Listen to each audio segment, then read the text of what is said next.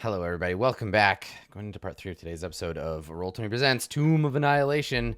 And Ross and C just got annihilated by his own spite and also evil magic from another universe. But he has died. He's been left alone in his tomb of silk pillows and gold. And the group of you have returned. And Fanthaza, whoever the first person out of the chamber is, Fanthaza looks at them expectantly like, well, is it over? Yes. I guess, yeah, okay. She doesn't say anything. She's just looking expectantly. Yes, he's died. The curse has taken him. Again. Don't know how many times he would have... How many lives he had before this one. It seems like at least a few. And she sneers and she says, as much as I hated him, as much as I knew he would lead us to ruin, he did secure all this for his people, adopted though we might have been. And she looks at the throne hungrily and she says, this will be a new age for the Yuan-Ti of Omu. Our city will grow once more. So, slaves. And she looks at you. So, slaves, what did our dying master tell you before he passed the throne to me? Basically just to enjoy it while it lasted, I think. With the heavy emphasis on the while it lasted. He said way more than that. Something about a Sararak and the inevitable darkness and the void that will consume everything, and that Dendar is stupid. That kind of stuff. I think generally he gave us the points to Yushi cubes, directed us to get the other cubes and the rest of our things from you, and I don't know, go seek our death elsewhere. Yes, what I said. Interesting, given that you are my property. I always have use for slaves, and there's only one true way out of here. She grins. Is it the door? And no, I mean she's like got her hand on her sacrificial knife on her belt. She says to you, what do you know of this Sararak? He would ramble about him. That they're very powerful. Powerful enough that Ross and C seem to care about them. A lot of good it did him. A Sararak, the Eternal, will reap the world of the living. She shakes her head. This Sararak, he can have the living. When Dendar awakens, all will be swallowed in darkness. Even him. Rasen sees devotion to this demigod of death. A meaningless grasp, like all necromancy, and trying to stay alive. And how is it that you're going to awaken Dendar? It seems you've been at the same sorts of things for a time now. She gives me dreams. The first was waiting for Ross and C to go. Now that he's dead, I am sure the Night Serpent will guide us.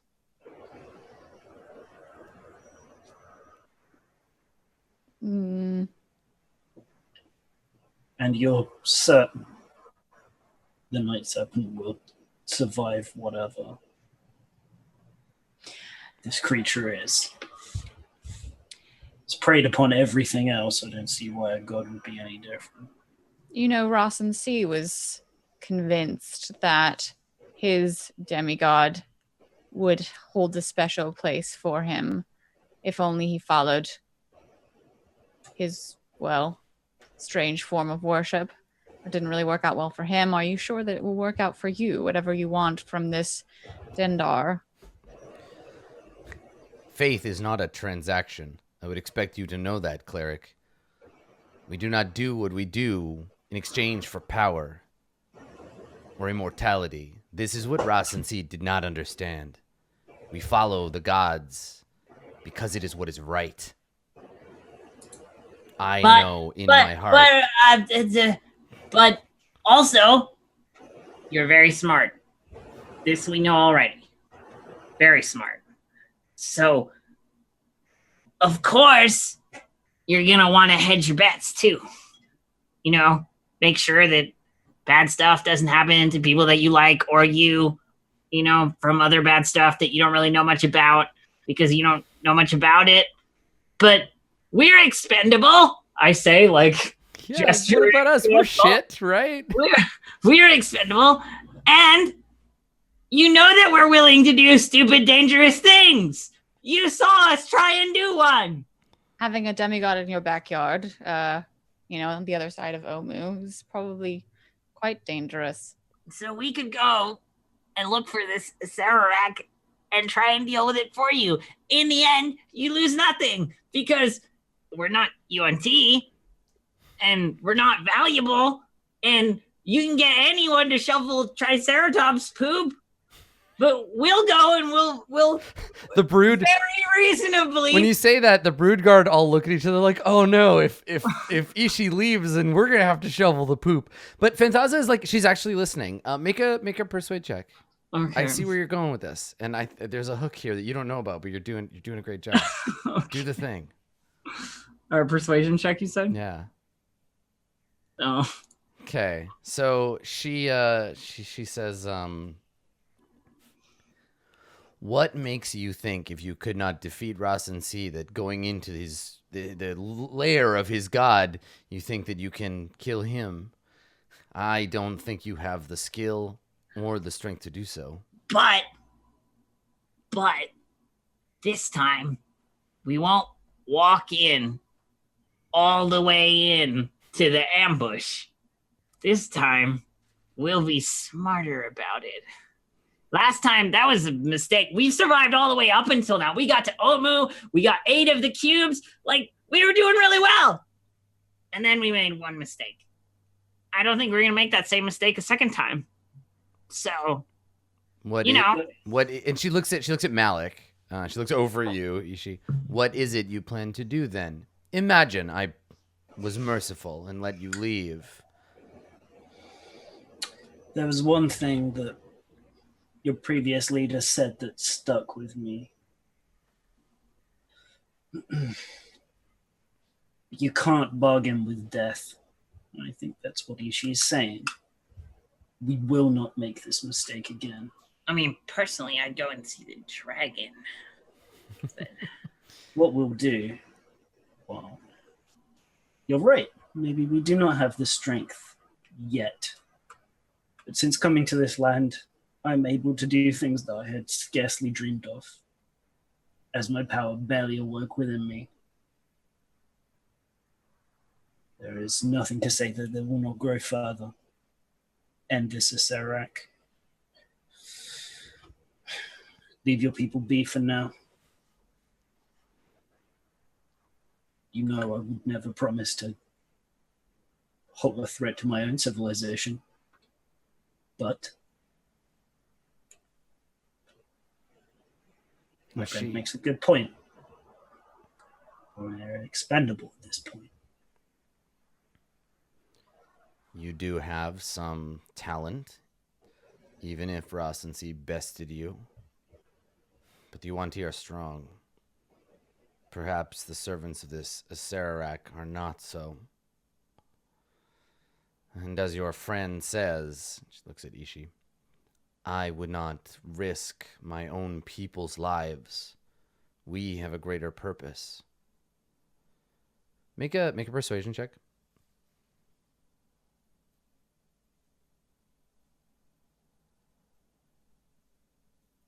Okay. Wow.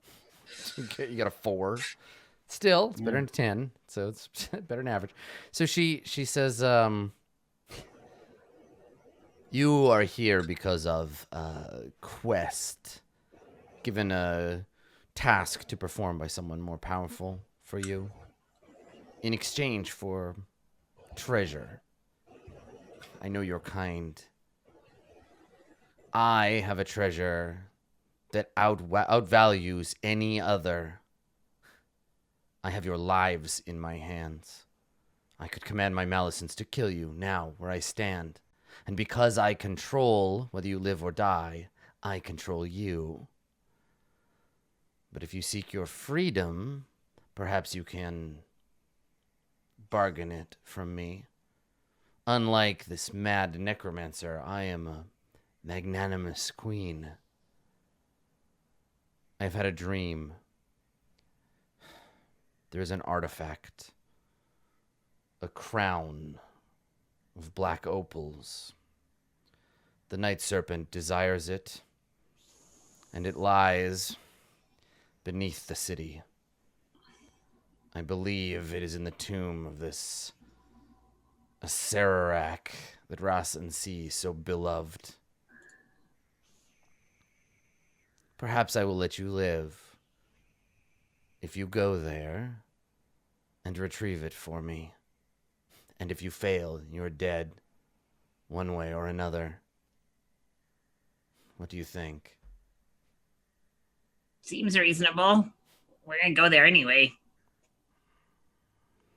You are welcome to stay here and serve until you have outlasted your use, at which time you will meet a glorious end in sacrifice to mighty Dendar. A good end for creatures such as you. But I am willing to give you another choice. I think I'll pass on the pit and the chains, and then I've had enough of that. Like, we should go. I just want to sleep. Plenty of time for that in the grave, I'm told.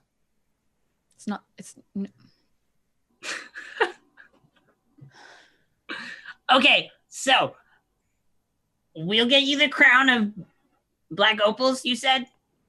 I'll keep my eye out for it. I'm very good at spotting shiny things. She nods. We'll get you that, but we're going to need our stuff back. She says, of course. And when you say that, she says, of course, and she like points at one of the Malisons. She like takes a couple of brood guards and they leave to go and get your things. And she says, if by some miracle you survive and return here with the crown, I will permit you to return to Port Nyanzaru or wherever else you wish to go. But know this and carry with you this message. Omu belongs to the Yuan-Ti now. And any who would violate our sovereign space will be killed in the name of the Night Serpent. We seek no empire of Chult, but the humans are gone like their god from this place. It is in the coils of darkness now. Spread this word if you survive. Of course, almighty queen of Omu. And the Yuan-Ti return, the Malisons return with your stuff. And she says, I will send a clutch of my brood guard with you to escort you to this tomb to ensure you do not attempt to flee. Okay. I will have them wait at its entrance, and if you do not return, I will presume you dead. I do not trust you. So, yeah, sounds good. So the Malisons, they like shove your bags and your like balled up clothes and stuff back at you. Aha! I grab my hat, put it on. Yeah, which you haven't seen or felt. You haven't worn clothes in months. Right? Oh God! So they hand you back your stuff, and she says, in the end, this is no victory for you, warm blood. And she's looking at you, Malik. She says, Omu is the first drop in a deep well of darkness from which Dendar will only inevitably rise. Rasensi gave you a little more time, and I will do the same. Now go. Get out of my city.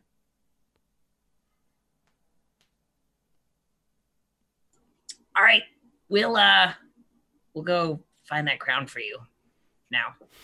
Yeah, we're gonna go. Bye. Sorry. Oh God. Okay.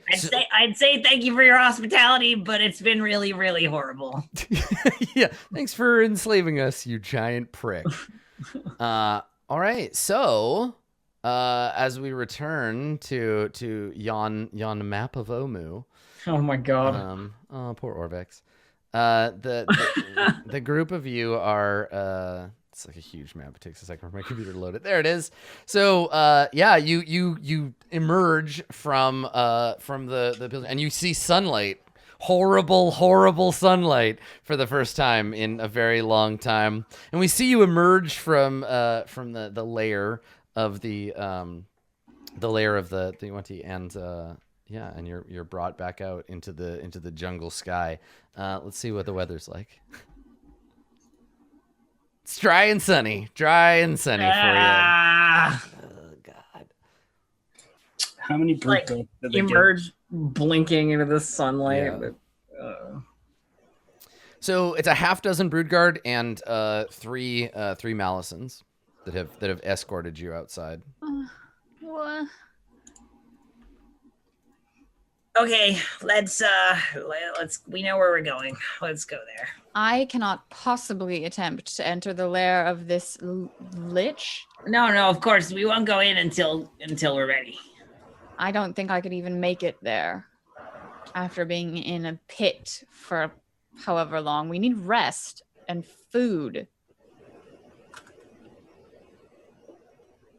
I'm not sure who you're talking to. The Yuanti are not. They're like not paying attention to you.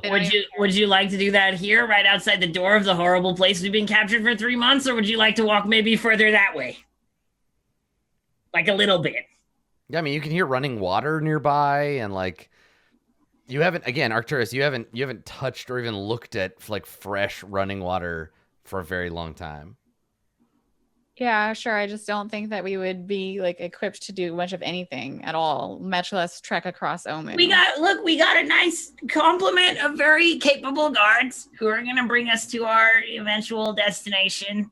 But you know, they understand that we can't go into a fight right now either. Yeah, so the Malison, one of the snake-headed warriors with you, hisses at you, Arcturus, and says, "No need to fear, Warmblood. We have secured Omu. The Grung, the Pygmies, all dead." I lean in towards Malik and I go, "They didn't find the kobolds." No, I shake my head. No. Omu is ours. You are our guests and safe for now. I wasn't concerned about the fighting. I was more concerned about the distance. I'm very tired and haven't had a good night's sleep in, I don't know, forever.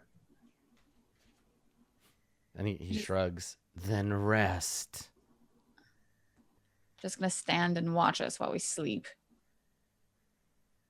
Its little tongue just like flicks the air.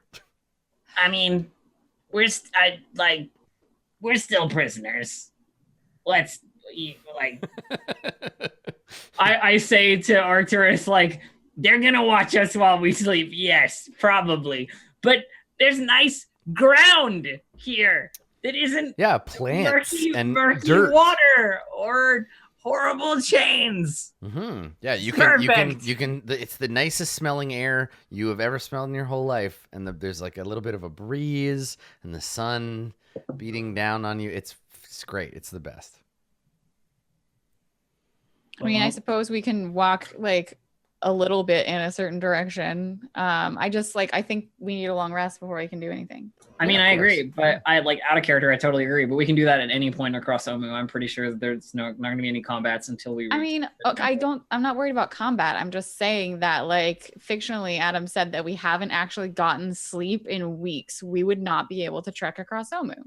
Yeah. So I mean, you can take a long rest. Like I don't care. Yeah. It's just a Yeah. question. You just walk away, walk a little bit away from the exit, and then just collapse and like. I just figured shitty fictionally it would be rations. weird to step outside the door and then set up camp, right yeah. there. Totally, you know? yeah. So I mean, I imagine that you just you walk over to the shore of the like swampy area, and you settle in and rest.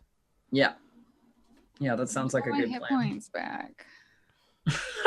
What? Okay, so everybody, you're all level 7 right now. Yeah. Okay, Yep. and how much experience does everybody have? 27, approximately 27,000 out of I whatever. got 27,500 ish. Yeah. I intend to get at least 6 brood guards and a couple of Malisons worth of experience before we head into the tomb.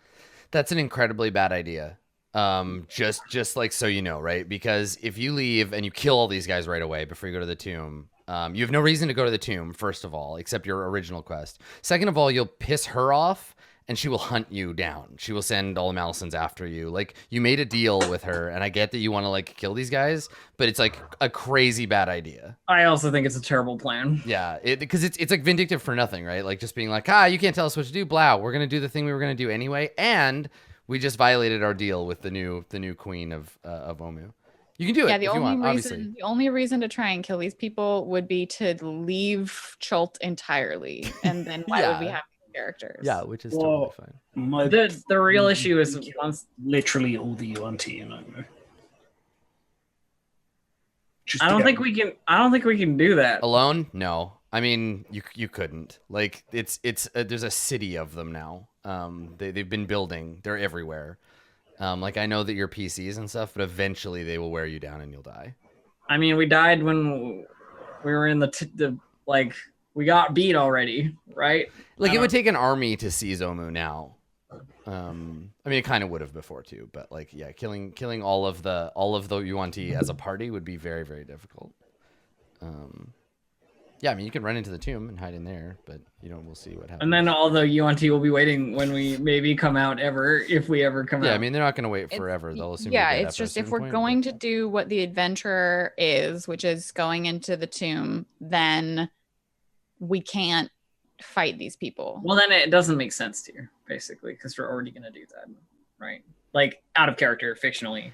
If we wanted to fight these people, then it would only be so we could abandon the adventure entirely.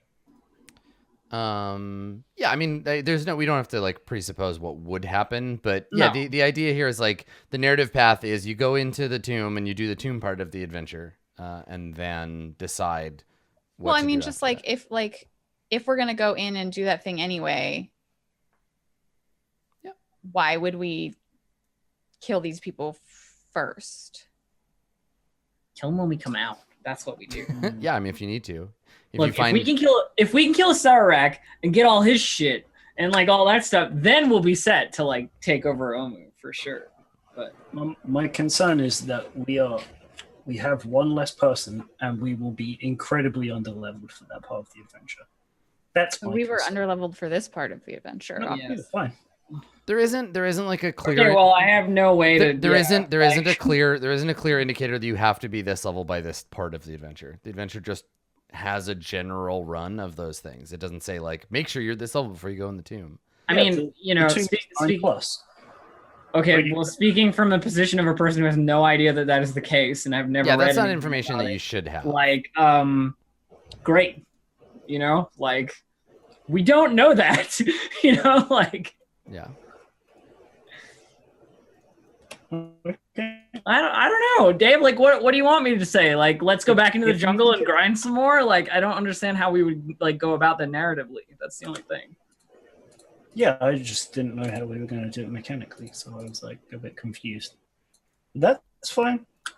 If we're following the narrative of it and we think it's going to be fine, if we advance and we do I mean, that in terms part, of adventure that is- design, like the game should have gotten us to the level that we need to be at by this time. Because even if we had died in the Fane, we would have come back as level 7 characters and had to do it again until we got it right. Like if we're talking about what you would do if, like, instead of being released, we were killed, or if during the night serpent thing we would come back, you always come back as the same level that you died at, right? Yeah, I mean So- the concern is just that you're going into the tomb, and Dave is worried that it's going to be mechanically like too hard. But honestly, like this adventure doesn't care that much about that. Like it's not like you fought stuff that was way above your CR earlier, and there'll be stuff that'll be way below it. Like it's not. I don't think it's something you need to worry too much about. If it's reasonable, I have no complaints. Okay. My only concern was we went because we'd skipped a bit of the adventure. If that's not the case, I'm totally fine. Yeah, I mean you That's my didn't only you didn't concern. skip anything. What did we skip? The feign is designed that you could just walk in, talk to Rossensey, and leave. Okay, fair enough. It's not I meant that you thought- clear every room. Yeah. Yeah, it's possible to do it without doing that. Yeah. Okay, perfect. All right. Well, okay, we're all on the same page then. Concerns are Good. assuaged. Yeah. Okay. Yeah. Cool. Oh, and that long rest though. I think that's good. Oh yeah, Yeah, I mean yeah. definitely. Oh, You're definitely, yeah. you're too weak to even really like head out into the jungle. So yeah, so you stop and you level up. So let me there Wait, is level up? or not level, but you get all your stuff back. You Long took the rest. Yeah. And let me see. There's some XP for let's see. XP for the quest that you did for what's her face. Okay, so I think no, I paid them out for the fight with the Hydra and all that stuff. Yeah. We paid it at the end of the last session. I have a big paid Yep. note on here. I remember that. Okay, so for doing what the sage with the Naga asked you to do, who are the people that swore the oath? Myself and Dave. Okay. Yeah. Okay, so you guys get 2,000 experience, and then Ishi, you get 1,500 experience. Cool.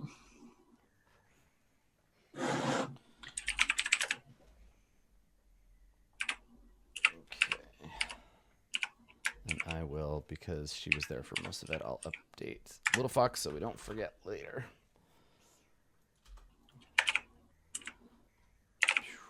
Little Fox, here we go. Okay, so Little Fox gets...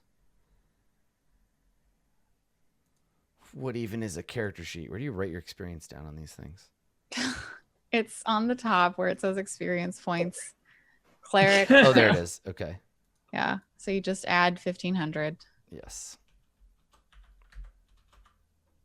Okay, thank you. Little Fox gets 400,000 XP. No. Comes back as a dragon. I don't know. Little Fox returns, level 20 barbarian, smashes the whole game. Little Fox returns with that giant that was flirting with her. Cyclops. Perfect. That's what Little Fox is doing. Little Fox is going to get the Cyclops. Okay. All right. So, yeah, your first night under the open sky returned to the city. It's dry, it's sunny, it's hot. It stays that way. And the next God damn morning, the sun is still Wow. baking down on the jungle. I think because we're right next to the water, I definitely before I put my armor back on for the tomb expedition, I definitely clean, Okay. splash around, Sure. swim under the watchful gaze of some snakes. They don't really watch you. They just want to make sure you don't run away. I could swim away. I could get out of here. So you trek out after that to where are you going? Do you remember where you're headed? Yeah, Yeah, the it's pillar, upper. right? Yeah, it's here, right? That's right. Head over there. So it's not that far. It's like 1,000 feet. So it only takes a little while. It takes a while to dig through, climb through the jungle. But you can see places where the Yuan-Ti have like reclaimed the place. It's becoming less and less like a battleground, and more like the Yuan-Ti are building a new city here. So they've cleared a lot of the buildings out really methodically, and and they escort you to the entrance, and the entrance, of course, has its own separate map. So let me bring you over there and place you at the entrance again. Apparently, you're much smaller than before. Okay, so everybody should be able to see that now. I will reread the description of this area for you when you arrive. So this area, this is area 1. Gargoyles. Let's see. Yeah, this was the gargoyles all like watching. Yeah. Okay, so near the base of the cliffs, a 15-foot tall obelisk of cracked stone is draped with vines and black moss. Behind it, you see a dark passageway obscured with withered creepers. A second, smaller tunnel burrows into the base of the cliff to the east.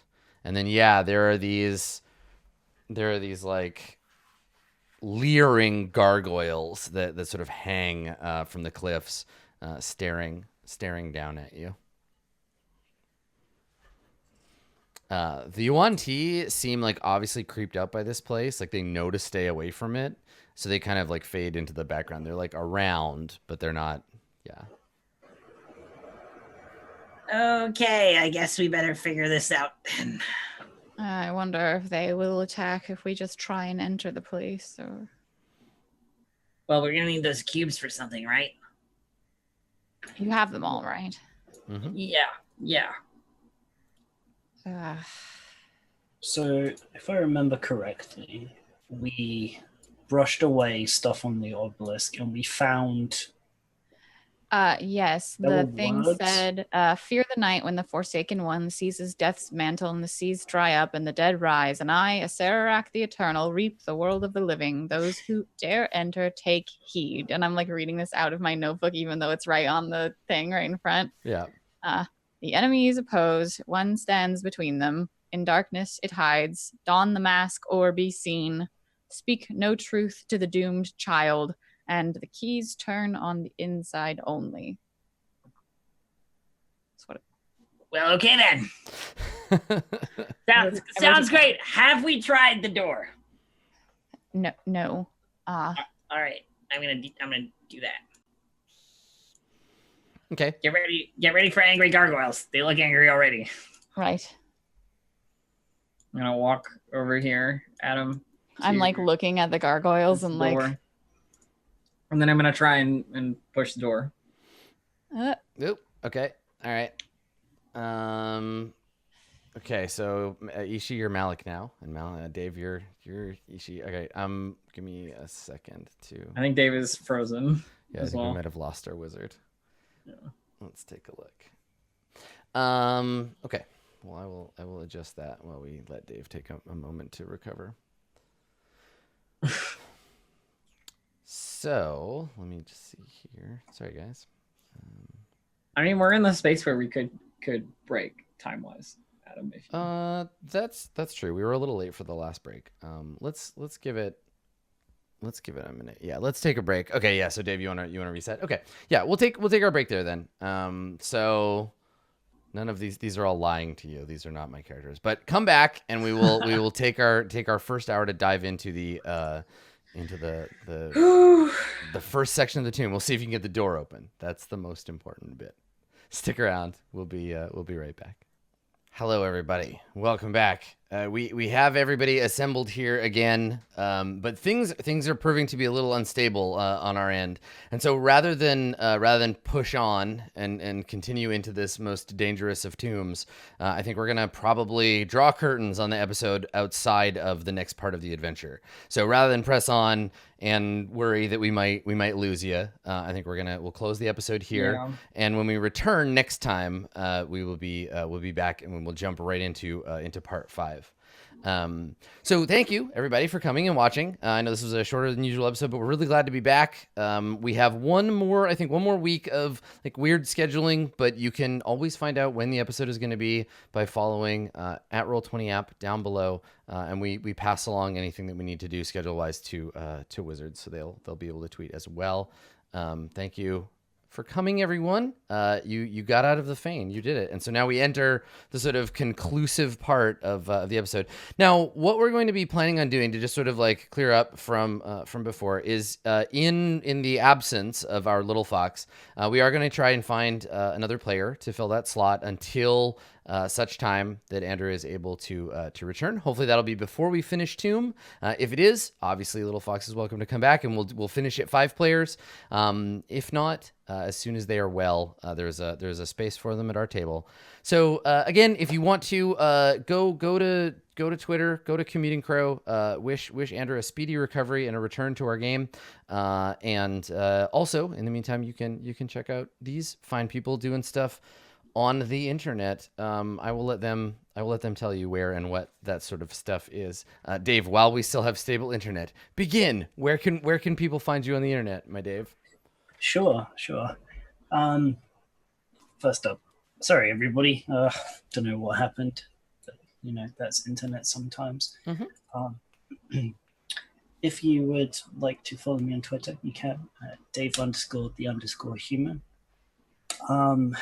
I will be starting a little short guest session. I think it's 3 sessions or so on somebody else's streamed game. And that's going to be starting on the 3rd on twitch.tv/Capricorn Cross, where I'm playing a Warforged Paladin, which I'm very happy about because I like big swords and robots. So yeah, check that out if you feel like it. I'll tweet more about it and the link. Oh, that's exciting. Cool. I know you were working on getting some together, so that's fun. Cool. More Dave on the internet. Good stuff. Speaking about role-playing games and the internet, I know both of y'all have some stuff being planned. Blue Jay, you did the first episode of a new thing. Do you want to tell us about that and where people can watch it? Yeah, sure. Because it was awesome, by the way. You did great. Thank you. I recently did my second GMing session. I started a new campaign of Star Trek Adventures by Modifius. I have a cast of really great people. It's all up on my Twitter, twitter.com/bluejay_712. The videos were published today on my YouTube, and the second one will be tomorrow. And then the next show is going to be on Monday. So I've got to prep for that. GMing, man, it's different. There's more shit to do when you're not alive. That's true. So yep. That's true. Cool. All right. Last but not least, Ishi Snaggletooth, Distracted Elf. Hi everyone. You can find me at twitch.tv/DistractedElf or on Twitter at DistractedElf, where all my stuff is. And yeah, that's pretty much it. Excellent. Cool. Thank you.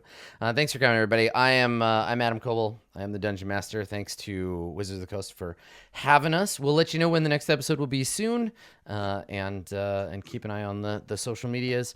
I did want to mention, if you are a fan of 5th edition Dungeons and Dragons and you like, I don't know, making characters, Roll20 has the new Character Mancer all done and ready for you, and paired up with it, the Player's Handbook, D&D Player's Handbook. So we wanted to present with you with this stuff, both the new material that obviously you've been missing in Roll20 comes along with the Character Mancer, and I got to do the voiceover for the cheesy voiceover for a commercial about the Character Mancer. I don't know if you saw this; it was great. I had a really good time. I've never done like VO with a director before, and so Soraya, another someone you might have recognized from the Roll20 cast, we were emailing back and forth, and so I would send a voice clip, and then she'd be like, "Yeah, could you do it again?" But like different. And I'm like, okay, so everything in that, go watch the Character Mancer video, if only to know that every line that I said in there, I said like until it stopped having any meaning. I now feel the pain of people that do VO. I was like, well, cool. None of these words are English anymore. So go check that out. The Character Mancer will allow you to very quickly put together a 5th edition Dungeons and Dragons character. So if you have a character that has died and you need to replace them, or you just like fiddling with character making, the Roll20 Character Mancer is ready to go. So we will see you again next time for more Tomb. some actual tomb, legitimate tomb, and maybe we'll need that camera. Legitimate tomb, man. Yeah, and hopefully soon we'll have somebody fill in that spot down at the bottom. So see you next time, everybody. Thank you so much for coming. Bye.